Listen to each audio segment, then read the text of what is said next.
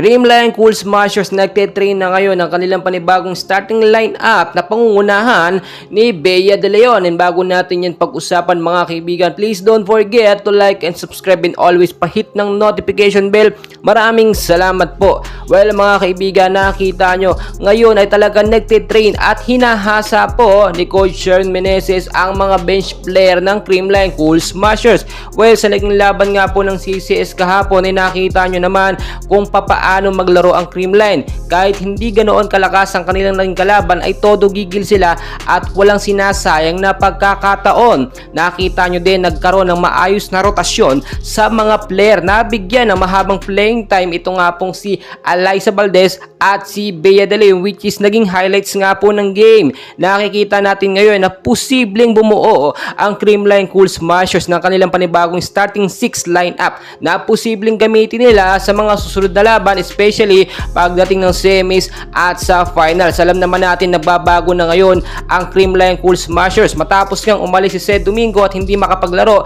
Etong si Gia Morados ay kinakailangan na may mga backup set etong Creamline Cool Smashers. Well, so far so good, napakaganda ng kondisyon ng mga player ngayon. Si Gemma Galanza, Bea De Leon at Alyssa Valdez ang sinasabi natin na nasa trio team na ginagamit madalas ni Coach Sherwin Meneses, pero ayon sa ating nakuhang report, starting 6 lineup na posibleng buuin ay posibleng pangunahan nga po ni Bea De Leon. Alam naman natin yung kalibre at yung maiaambag ni Bea De Leon sa Creamline Cool Smashers. Kapitana yan ng Chocomucho Flying Titans, pero ibinabang kulang ni Coach Dante at hindi pinaglalaro.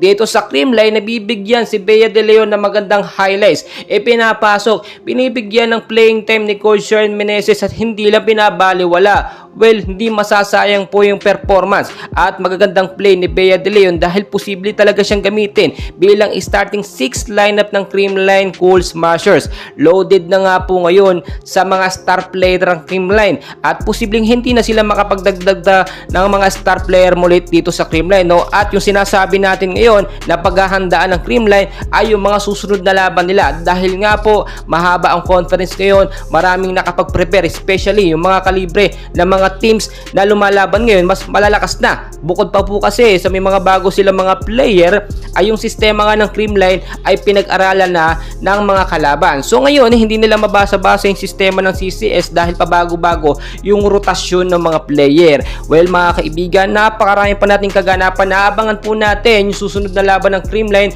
and for sure panibagong set na naman ng first 6 lineup ang gagamitin ni Coach Sherwin Meneses para ma-highlights naman at makilala ang mga bench player po ng Creamline na hindi nakakapaglaro. And please wag niyo pong kakalimutan mag-like and subscribe for more Creamline updates. Maraming salamat po.